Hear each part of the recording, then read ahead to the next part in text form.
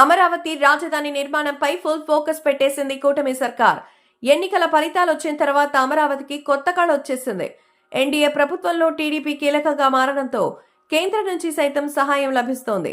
బడ్జెట్లో ఏకంగా అమరావతికి 15,000 కోట్ల రూపాయలు కేటాయించింది కేంద్రం. ఇందుకు సంబంధించిన నిధుల విడుదల కూడా కానుంది. అందుకే వచ్చే నెలలో అమరావతి నిర్మాణ పనులు ప్రారంభించాలని కూటమి సర్కార్ భావిస్తోంది. ఇందుకు ప్రణాళికలు సైతం సిద్ధం చేసింది. ఈ క్రమంలో భాగంగానే ఏపీ ప్రభుత్వం తాజాగా అమరావతికి సంబంధించిన కీలక పునరుద్ధరణను అలాగే కీలకమైన ఉత్తర్వులను జారీ చేసింది. మధ్యలో నిలిచిన పనులను తిరిగి పునరుద్ధరించేందుకు ప్రభుత్వం అధికారికంగా ఆమోదం తెలిపింది. ఈ మేరకు ఉత్తర్వులు జారీ చేసింది.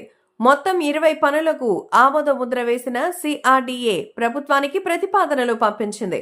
దీంతో ప్రభుత్వం తాజాగా ఈ పనుల కోసం 11,467 కోట్ల రూపాయలకు పరిపాలన ఆమోదం తెలుపుతూ ఉత్తర్వులు విడుదల చేసింది. వీలైనంత త్వరగా ప్రక్రియ పూర్తి చేసి పనులు ప్రారంభించాలని ప్రభుత్వం ఆలోచిస్తోంది. అందులో భాగంగా ఈ కీలక ఉత్తర్వులు రావడం విశేషం. కూటమి అధికారంలోకి వచ్చిన వెంటనే అమరావతిలో జంగల్ క్లియరెన్స్ పనులు ప్రారంభమయ్యాయి. దాదాపు 33 కోట్ల రూపాయలతో ఈ జంగల్ క్లియరెన్స్ పనులు చేపట్టారు. అమరావతి నిర్మాణాలను యథాస్థితికి తీసుకొచ్చారు. ఇప్పుడు పనులు కూడా ప్రారంభించేందుకు నిర్ణయించి పాలన ఆమోదం ఇచ్చారు. అయితే మధ్యలో నిలిచిన పనుల్లో ఎమ్మెల్యేలు, మంత్రులు, సివిల్స్ అధికారుల క్వార్టర్స్ ఉన్నాయి. ఇప్పటికే సిఆర్డీఏ భవనం నిర్మాణానికి సంబంధించి డిజైన్ పైన అభిప్రాయం కోరారు. తాజాగా ఈ గడువు మరో 20 రోజులు పొడిగిస్తూ నిర్ణయం తీసుకున్నారు. సిఆర్డీఏ ప్రాజెక్ట్ ఆఫీస్ బిల్డింగ్ ఎలా ఉండాలనే దానిపై వెబ్సైట్ ద్వారా చేపట్టిన పోలింగ్ నవంబర్ 30 నుంచి డిసెంబర్ 6 వరకు కొనసాగింది. దీనిని ఈ నెల 14 వరకు కొనసాగించారు. దీనికి ఇప్పటికే విశేషమైన స్పందన అయితే వస్తోంది. అమరావతికి కేంద్రం ఉదారంగా సాయం చేస్తోంది. రైల్వేతో పాటు రవాణా ప్రాజెక్టులు సైతం కేటాయించింది. కొత్త రైల్వే లైన్ల నిర్మాణానికి ఆమోదం తెలిపింది.